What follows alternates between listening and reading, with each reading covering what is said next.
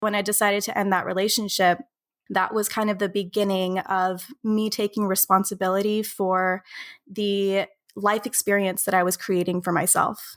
I think I started to realize it's my decision who and what and where I am, who I surround myself with, right? The people that I surround myself with, the things that I spend my time on. And I started to really take responsibility for that in a very real way.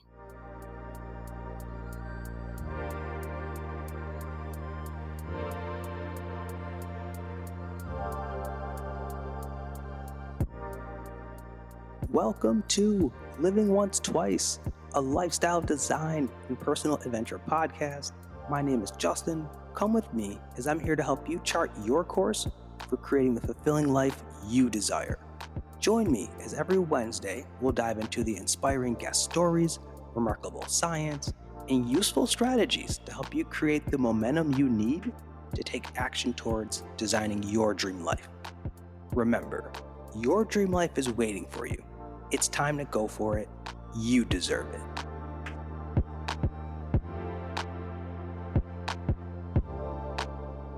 Welcome to Living Once Twice, the place where we are rewriting narratives, reinventing ourselves, and reimagining our lives. Thank you all for tuning in to today's episode. I am very excited to bring on today's guest, Ariana Lovelia.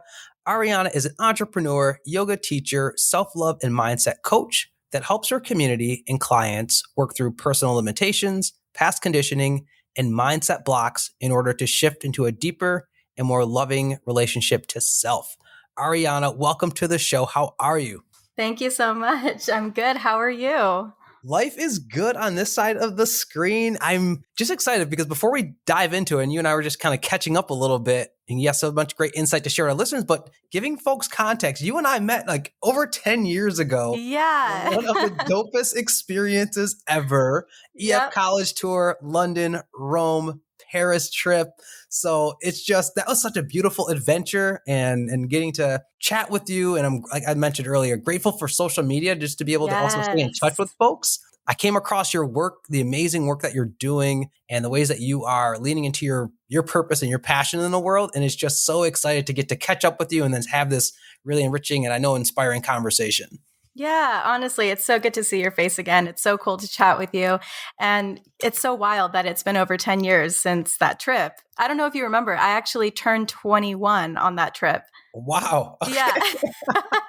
God. I think, No, I turned 20. One of those. It was a big birthday. And I turned 20 or 21 in Paris. And we had like a big blowout. I don't know if you remember, it was also our tour guide's birthday. And it was just like a wild night. It was crazy.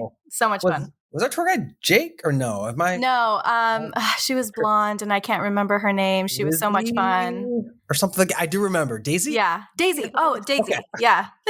All right, we'll save our catch-up story for a different episode or reunion coming soon, maybe, right? Yeah. But Ariana, so you have so much to share with our listeners, especially regarding how we can cultivate a deeper level of self-worth, self-acceptance, and learn to connect and reconnect with our intuition. Mm-hmm. And also use something like Heartbreak to our benefit, which I really can't wait to chat more about. But before we dive into that, can we have you share more of your story and your background, especially as it comes to your transition into the real world? Like, how was your transition to the real world? And when did you realize the 9-to-5 life wasn't fitting to you and you wanted to pivot into a different direction? Yeah. I think that's such a huge theme across our generation is just kind of finally realizing that kind of hamster wheel 9-to-5 life doesn't necessarily fulfill us, right? So that sort of came into play in my life a few years back. I graduated from college. I did the thing, right? I did the 4 years of college and I graduated in a bachelor's in communications. I was going to work in entertainment and I did get a corporate job, 9-to-5 at one of the top entertainment companies in LA. So I thought I was thriving. I thought I was doing it right. Everything was good. And I couldn't figure out why I was coming home crying like once a week because I was just not feeling fulfilled. The work I was doing didn't speak to me. My work environment wasn't what I thought it would be. And something just kind of clicked in my brain, like, this is not who I am. This isn't what I want to contribute to the world. So that's when I sort of shifted into, okay, I need to at least have some sort of personal practice in place so where I can feel like myself. And that's when I leaned into yoga. Yoga is something I discovered in college. It helped me get through midterms and finals and the stresses of college. But I found something there that kind of helped me regain a little bit of clarity on who I am and what I believe and my personal values. And it just helped me walk a little bit lighter on my feet. So I decided to become a certified yoga teacher, did that sort of on the weekends while I still kept my 9 to 5. And then COVID hit and I lost my job, just like many of us. And it was a huge shock. I was terrified. I didn't know what I was doing. And that's when I started to kind of pick up the pieces from there and sort of ask myself, how do I want to contribute to the world now with my new yoga teacher training skills under my belt and no longer having this 9 to 5? I wanted to contribute in a different way. So that's when I started my online brand and started leaning into the coaching space. Wow. Yeah. And thank you for sharing that journey. And what really resonates with me is how you were able to use something of a setback, a career setback, and really a plot twist Yeah, to your totally. benefit. And that could be hard to do because you easily could have been angry and upset and just kind of stuck in kind of what was going on in the work, but you chose to look at it as, once again, an opportunity to lean into your calling, to use it as an opportunity to really dive deeper into the work you were doing and the practice you were doing. So, like I said, I think that hopefully speaks out to people who may be going through some similar transition or career setback. And Yeah. I just find that really, really insightful and encouraging. And so as we talk about that aspect more, I guess let me ask you this. What did you learn about yourself in all of that, in making that transition from, okay, I had a job that a lot of us go to jobs for that stability. And then you realize, okay, that stableness is not really there as I thought it was going to be. So what did you learn about yourself and then having to navigate that? Yeah, I mean, first of all, the fear and there was emotions of guilt and there was emotions of like, I'm not doing the right thing. And all of that still came through. I love hearing like, oh yeah, you took an opportunity from this. But the truth is I was terrified. There was days where I cried almost all day. I was so scared and so lost. And I think that that's a really important part of the journey too, is kind of letting yourself move through those emotions, move through those thoughts so that you can gain some clarity at the end of it. So there definitely was moments where I just was beside myself. I could not think about the future. I was just so involved in the shock and in that plot twist phase, right? But I definitely kind of shifted over into, like you said, realizing some new insight into myself and into who I wanted to be. And I think it started when I was in that 9 to 5 before the plot twist, right? Before COVID, is starting to realize why my fire was burning out, why I no longer had that spark for life, why I was no longer excited. I just had that monotony that I think we all dislike about that hamster wheel 9 to 5, idea of life. And I think it was more about just realizing that I wanted to leave a personal mark on this world. I wanted to show the world that there was something else by doing something else. And so, yeah, I definitely realized that I was not made necessarily for a 9 to 5, or if I was going to be working for a corporation or for someone else, that it had to align with my own personal values. I think that was the biggest thing. And it's something that they don't teach us in high school or in college when they're prepping us to become these, adult citizens of the world, is that you have to do something that aligns with you. Otherwise, you're going to feel so disconnected from the person that's walking around, pushing papers, typing those emails. It'll become so disconnected. And I think that there's a bigger conversation that should be had there about what that does to our nervous system, our mental health, our emotional health. Ooh. All right. There's so many things I want to unpack there. So I guess I want to start with the leaving a legacy. When you realize that you wanted to leave a legacy, leave a mark as a person, I know that the area of self-love, I mean, that's once again where I came across your work and was like, I told you earlier, while your work is geared towards women identifying folks, me as a man, I was like, oh my God, this is really speaking to me during this season of my life. So I want to share a quote that I've heard from you, which is, I believe, I got this from you. Hope I did. Self-love is a commitment you make when you finally realize that everything you're experiencing is a reflection of your relationship you have with yourself. And I Mm. feel like self-love is such a foundation to some of what you were having to do, like just rebuild yourself from the inside out and redefine your career going forward. So I would love to hear you share, as it relates to your own journey and your interests, what really sparked you going and leaning into that direction and finding purpose in helping people to develop self-love and radical self-acceptance? Yeah. Thank you for pulling that quote, by the way. That's a good one. That's like one of my better ones. um, I mean, I would say that my journey, as it pertains to self-love and self-care, started when I was born, like it does for all of us, because I really do believe that we're all searching and striving for deep love and connection. I think that that's the baseline of everything that I do. I truly believe that every person in their own way is striving for that.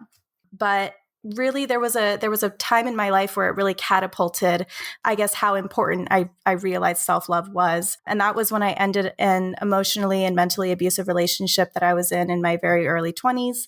So ending that relationship for me was just terrifying and a complete 180 when it comes to life transitions. I mean, for anyone who has been in an abusive relationship before, you're kind of in the eye of the storm. And so you're completely isolated. And for me, I completely lost sight of who I was, like entirely. I didn't even look in the mirror for a year. It was really intense. And so when I decided to end that relationship, that was kind of the beginning of me taking responsibility for the life experience that I was creating for myself. I think I started to realize it's my decision who and what and where I am, who I surround myself with, right? The people that I surround myself with, the things that I spend my time on. And I started to really take responsibility for that in a very real way that I know it's difficult for a lot of people to do, but that introspection really led itself to me kind of rediscovering my passion for helping others find self-love and really placing an importance on self-care and mental health and emotional health and the fact that it's all connected. I just wanted to help people also realize what was important.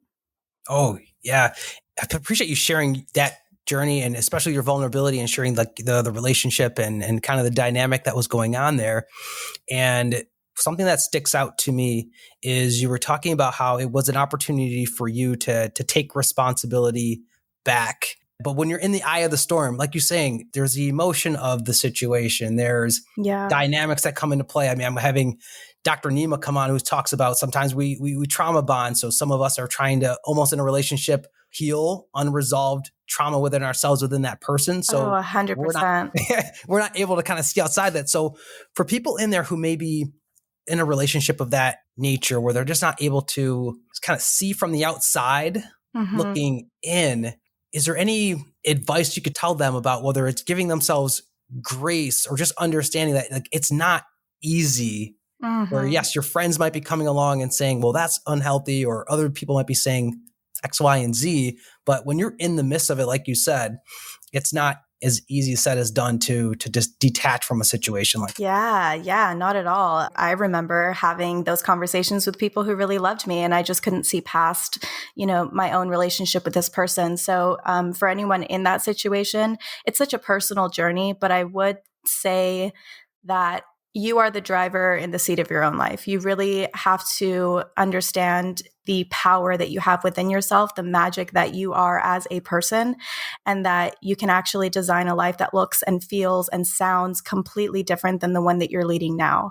And it can be scary, but it'll be a life that is completely created and curated to you, from yourself to you, as a love gift. And that's the best thing you can do with your life is to create something that you're passionate about.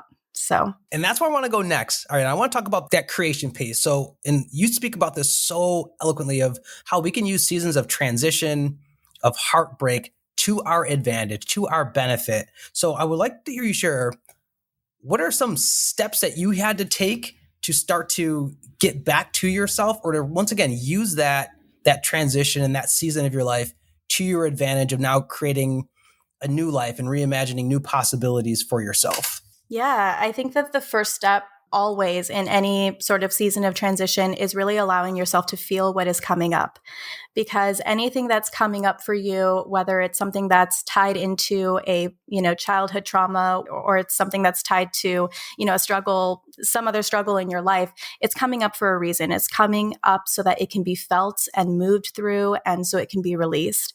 And that's something that I learned during my seasons of transition, that the more that you try to hold it in or not feel it because it's uncomfortable or it's scary, or you just don't want to ugly cry for 3 hours, like the more you hold that back, it's just going to come back tenfold, because it's something that's demanding to be moved through you. So that would be my first piece of advice, is just letting yourself feel everything without shame, without guilt, without judgment. And then the second thing I would say is just to understand the responsibility you have as a person to yourself. Sometimes when you talk about self-love, especially in the online space, it's kind of like, oh, treat yourself, buy yourself flowers and take the bubble baths. And all of that is fantastic. Don't get me wrong. But I think another piece of the self-love part of really, really loving yourself in a way that's going to promote growth is to take responsibility for maybe some things that you haven't taken responsibility for in the past. So for me, taking responsibility of my life was a huge step, taking responsibility of who's around you, what you spend your time on, all of that. These are some great pieces of advice and inspiration that you're sharing with people. And I want to go back to what you shared about us feeling it, because earlier on you talked about that connection piece. We all yearn for connection outside of us. And it's almost like Maslow's hierarchy of needs. It's one of the basic needs that we all have. Yeah. But many of us, because of something you pointed out, unhealed, unresolved trauma, we lose the connection to ourselves. We're operating on autopilot. Or in my case, I always say that I was walking around on a broken ankle, but not realizing I was just limping around in life. Because think about it. In public, we're all great at putting on our game faces. But in private, we could be hurting. We could be having all different types of manifestations of unhealed trauma and other things holding us back, or really, really sabotaging ourselves. Absolutely. So doing that mind, body, soul connection piece, what helped you, or like practices that helped you to bring that connection back? Yeah, for me, like I said, yoga was kind of my staple. It's always been my staple. That's my groundwork, is making sure that I step on the mat. And for me, I know it's different for everybody. Not everyone is into yoga, but I highly recommend, if you haven't tried, for anyone listening, it's such a great way to bring in that connection of all emotional fields, if that makes sense. So your emotional body, your physical body, your energetic body, everything kind of comes together when you're on the mat. So moving your body in sync with your breath and in sync with your mindfulness, kind of forcing you to become present.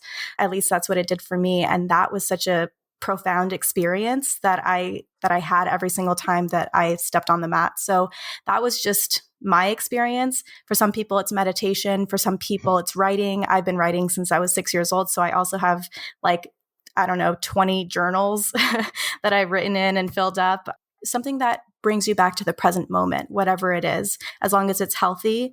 I think that that's a good starting point.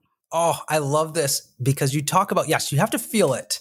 And practices like yoga and meditation, they force you to be present, to calm your mind down, and to just absorb what's going on in a non-judgmental way. Totally. And you also shared that for many of us, we know we don't like to feel uncomfortable or to have to remain still. So it's easy for us to leverage unhealthy vices to numb the pain, whether that be drugs, whether that be social media, whether that be whatever. We all can choose our vice. Yeah, we all fill know in the blank.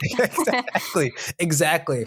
And as I highlighted, this episode is likely going to air during Valentine's Day week, month, and such a month of love for some people, which could maybe be a season where they're going to be alone or by themselves. And so I would love to hear you share any thoughts to folks out there who may be grappling with being alone, but understanding how maybe that could be a good thing. And because I know I've heard you share, like for yourself, you were able to reconnect with things like nature. And that's something that I have found very profound. So I just didn't know if you wanted to share anything too for those out there who may be in this season of being alone and solo, how, hey, that could actually be a good thing for you in terms of, once again, redeveloping that mind-body connection back to yourself. Oh, absolutely. And I think in general, fostering that mind, body, soul connection is a solo job, even if you are finding community within that. And that's fantastic if you do or if you can, but it's primarily a solo job. So being alone in this season of love is definitely not a bad thing. It can actually do wonders for you in terms of self-love and emotional wellness and mental health. So I think that it would be such a great time to just, like you said, sit in nature, take a walk, take a hike, go walk in the sand, go, plant something, like feel the dirt on your hands. Connecting to the elements is such a huge thing in my life. I don't want to get too hippy dippy here, but I'm very hippy dippy. And yeah, connecting to all of the elements is very important for your mind, body, soul connection. But, aside from that, it's a time to shower yourself in love. If it's something that you really are feeling, you're really feeling the heat of the Valentine's Day season, so to speak, it can be easy to feel very alone. It can be easy to kind of feel the victim side of it. Why me? Why don't I have a boyfriend? Or why don't I have a girlfriend? Or whatever the case may be. But if you flip it on its head and you think, the love and the energy that I would be expending on somebody else, why don't I turn that right back around and give it to myself? And why? Because you freaking deserve it. Like, I am such a huge advocate for every single person understanding their power, understanding how unique and gorgeous and beautiful and worthy of love they are. And once you actually can say that about yourself and actually believe it, I can't tell you how transformational that can be. So if someone was feeling lonely and they turned this February season to focus on themselves, to love themselves just as hard as they would somebody else, I think it would be, transformational. Oh, I just appreciate everything you shared, going from self-love as an inside job. It's not something that you can't delegate this, y'all. Mm-hmm. And you can't give it if you don't have it yourself. So being able to take this season of your journey to pour back into yourself so that everyone else gets the overflow of that is very vital and important. And it almost reminds me of something you talked about earlier. There's a lot of things we don't learn in school that would really help us as adults, that would really help us as functioning human beings. Yes. Self-love is one of those things. Not to say we put all the emphasis on schooling for everything, but because we spend so much of our time there, and because there's a lot of impacts to people's their psyche, their confidence, that help them in their school system. It'd be great if this was something that we could emphasize, especially the children at a younger age, of how to just build that inner reserve up for themselves. Oh my gosh, I agree. Especially because most of the significant relationships that we form in early childhood, that shapes a whole lot of who we are. That shapes how we navigate our relationships as adults. So you're right. That would be, oh my gosh, phenomenal if we could somehow incorporate that into the school system. Yeah. Now let's chat about things that kind of shape our perspective and our perception. And I want to pivot and talk about another factor that I think really holds people back from developing radical self-love and acceptance of themselves. And you really hit on this, and that's the outside world, the judgment that could come from the outside world. And I heard you share the following, that nobody knows themselves because we're all worried about what everyone else knows about them. So could you speak more about the impact you've observed that social media and other external factors have had on people's ability to determine their own self-worth? Yeah. Oh my gosh. It's so huge and so prevalent in our generation. The fact that we have Twitter and TikTok and Instagram and whoever's still on Facebook and wherever videos and pictures are shared, right? I think everyone is always gearing that towards some sort of audience, whether consciously or subconsciously. It's always to create some sort of image or keep up with some kind of image that people are looking at. And I don't think there are enough people talking about how this affects us on an emotional level, on a mental level, and just developing that sense of self-esteem, of self-confidence, and really even understanding who you are is really difficult to do when you're trying to filter yourself, like literally and figuratively filter yourself for everybody to make judgments on you. And of course, we all want to be liked. We all want to be accepted, right? One of our foundational human things is that we just want to feel like we belong. But I think that it's one of those things where, because we're living in a time where everything is filtered, everything is skewed to some kind of audience, there has to be an even deeper importance placed on understanding yourself first. understanding who you are first, understanding what you stand for, what your values are, and really holding on to that and not letting pictures or posts or quotes define you, and really defining that for yourself, which is why it's so important to have personal practices in place, something that's just for you, whether that's writing in your journal, whether that's dancing in your kitchen at 10 p.m., whatever it is that makes you feel like you, it's so important to keep that in your life on a daily basis. Oh, yeah. As we chat about social media, how it's everyone's kind of tailored image of themselves. I mean, we all filter out what we want to show.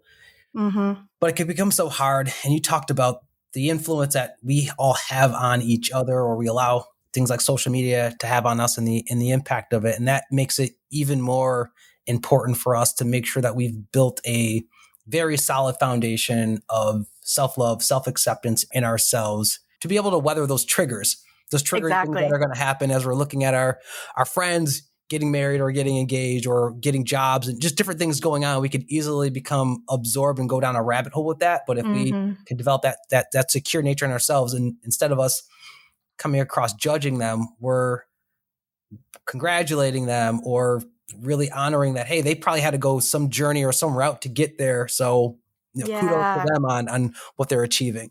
Yeah. And I think that human piece of it, of like even thinking deeper of like, oh, they've been through a lot, they deserve this, or, they've worked really hard for this, I'm glad they got that promotion. I feel like that's not even happening, because again, it's just these trigger images that are popping up. Oh, they're engaged and I'm not. Oh, they got more money and I'm still here.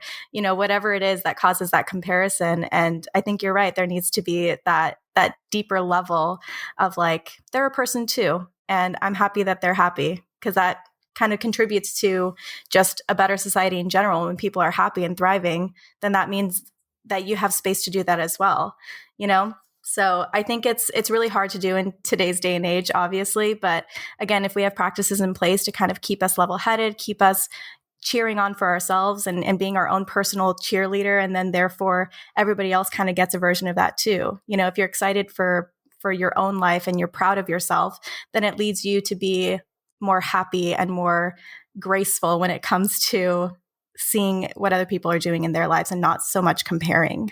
Yep, right on with that. And before we move into our each one teach one questions, Ariana, one thing that we talk about on this show is different tools, and you've shared so many tools and strategies for folks. One of the tools I've emphasized a lot on this show, especially for those seriously dealing with blocks where they can't seem to get over the hump on themselves, is investing in a community or investing in resources such as therapy, such as a coach. So I'd love to hear you share any thoughts that you have for people who may be a little hesitant, who are struggling, but who might be hesitant to invest in a therapist or explore therapy or explore a coach. Anything you would share to them about how maybe beneficial or that should be to explore if they're really struggling in their journey of developing self-love and self-acceptance? Yeah, absolutely. I know it can be a scary thing to even consider that for some people, but I think that the power of community, the power of speaking to another, the power of connecting to another in a non-judgmental space, in a space where somebody is guiding you through some sort of expertise, I think that it's one of the most important investments that we can make in our life. The investments that you commonly think of as like, oh, invest in Bitcoin or invest in this company and that company, right? It's like you're trying to kind of gauge what the return is going to be, right? You're trying to see how is it going to help me over time? And if you look at the investment in your own personal wellness, in your own, self-love journey, in your own spiritual journey, whatever it is that you're looking for, the return is tenfold, hundredfold, because it's such a journey, and it'll integrate into your life as you move forward, as you grow older, as you move into different relationships and different transitions in your life. So it's never going to stop giving back. So that's what I would say to somebody who's kind of on the fence about investing in themselves. You're right on the mark about the benefit that you get, the returns that you get from it, the crop that you harvest when you do invest in yourself, in your wellness in these areas. Because there's almost like no going back. Because once you've gotten that help to redefine the limiting beliefs that you once have, you just operate and your perspective is expanded. And then once again, you have tools whenever you are triggered. So I'm appreciative of you for sharing those thoughts and those important reminders for folks that, hey, we're interdependent in this world. You don't need to do it alone. And there are people and different resources that you could leverage to support you in your journey. 100%. 100%. All right, so let's get into our each one teach one rapid fire questions. Ariana, are you ready? I'm nervous, but let's do it. All right, I think you got this. So the first one is, what's one book or resource that you would recommend? Seven Spiritual Laws by Deepak Chopra. It's very simplistic, very easily palatable, but these are spiritual laws that can change your life forever. All right, I like that one. That's a new one I've not heard. So throughout this interview, you've talked a lot about self-care. And so I would love to hear, what's a self-care or spiritual ritual that you have found to be impactful in your lifestyle design? So for me, I think my go-to, like I said, is yoga. But another spiritual practice that I have is meditation. And so I try to meditate at least 3 times a week. And it's something that literally started as small as 2 minutes. And now I'm up to like 30 minutes. And it's transformation. I can't even tell you how much that helps me stay balanced on a day-to-day. Thank you for also sharing too with folks your journey, because some people think, well, do I have to sit for 20 minutes, an hour? And hearing you talk about how you just started with 2 minutes to what you could do and built over time, I think that is Yeah. a really great, helpful reminder for folks who just realize you can build and ease into it. Yeah, You don't have to absolutely. jump right Start away. small. Okay, so going on to the next one, if you could make a law or a policy that everyone had to abide by and follow, what would it be? So this one can get really heavy and really obviously there's so many things, but I think that like a fundamental thing is some sort of mandatory time to like spend outside. I feel like that's so important in connecting to nature and grounding. And I mean, it does so many incredible things for your mental health and for your nervous system. I feel like there should be some mandatory outdoor time. Right on with that. I know you talked about being hippy dippy earlier, but as an air sign, I'm all about nature. I don't know if you're into that, but Yes. Oh, I'm a water sign. Yes.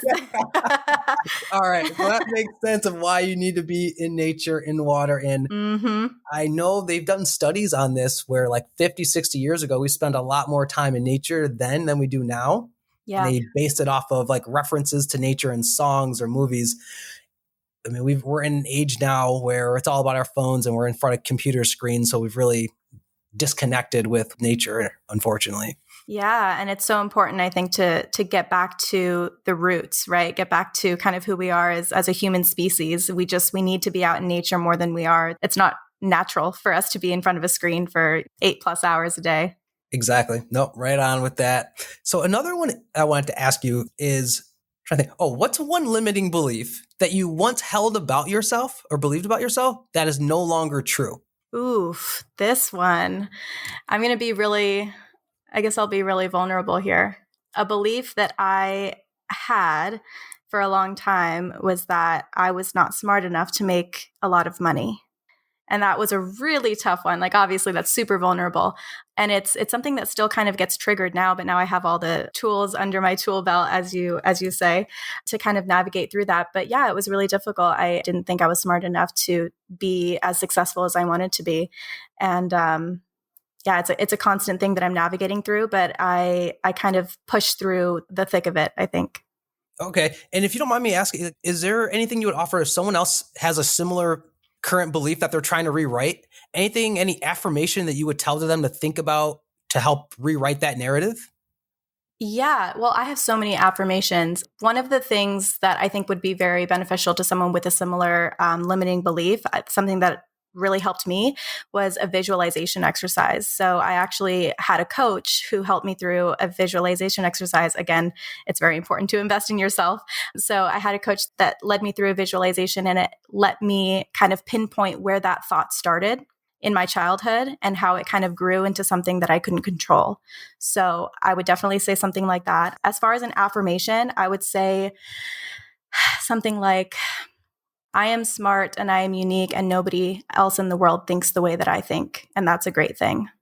Oh, I love that seed that you're planting. That's something we all can benefit from hearing. So thank you in repeating and sharing to ourselves. Yeah.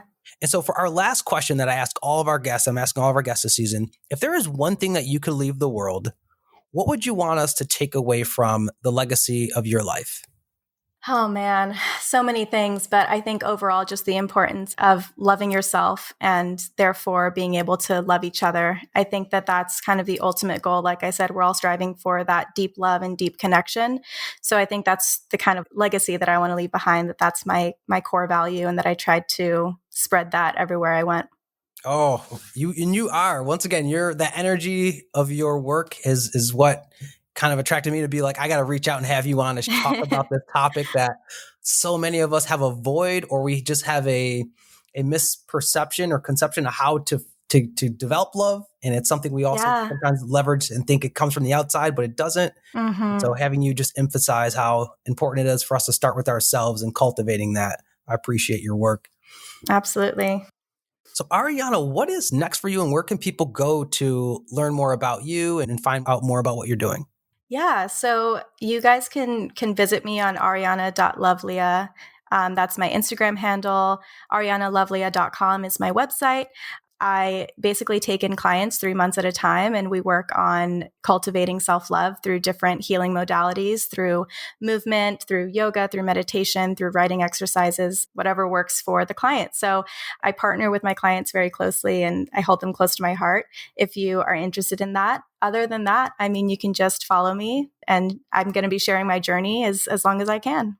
Awesome stuff. Folks, you hear it here first from Ariana. Self-love is not something that we can delegate or that we get by obtaining it from external things and sources, even like our job. It is something that we must do the work to cultivate it inside of ourselves, whether it's starting with more self-compassion and gentleness towards yourself, or fully embracing and accepting your perfect imperfectness and all of that. The more self-love you have for yourselves, the better foundation you're going to have to give love, to develop healthy, loving relationships, and develop habits that are going to nurture your own well-being. And so I encourage you all to follow Ariana on all of the platforms that she shared. Also, if you're interested, to explore her coaching program. And I just want to thank you again, Ariana, for your time. It's been awesome to reconnect with you. And I just am so excited and grateful for the inspiring healing work that you're doing, and you just stepping into your purpose and sharing yourself with the world. Thank you so much. And thanks for reaching out. This has been so much fun. I really appreciate it. Awesome stuff. Well, listen, y'all, that is it for today's show. I appreciate your presence in tuning in today. If you enjoyed this episode, please, please, please show your support by sharing the Living Once Twice podcast on Instagram, LinkedIn, or wherever, and leaving us a review on iTunes. Reaching out to you all through the time and the space that separates us to say, remember, your dream life is waiting for you. It's time to go for it. Catch you later on Living Once Twice.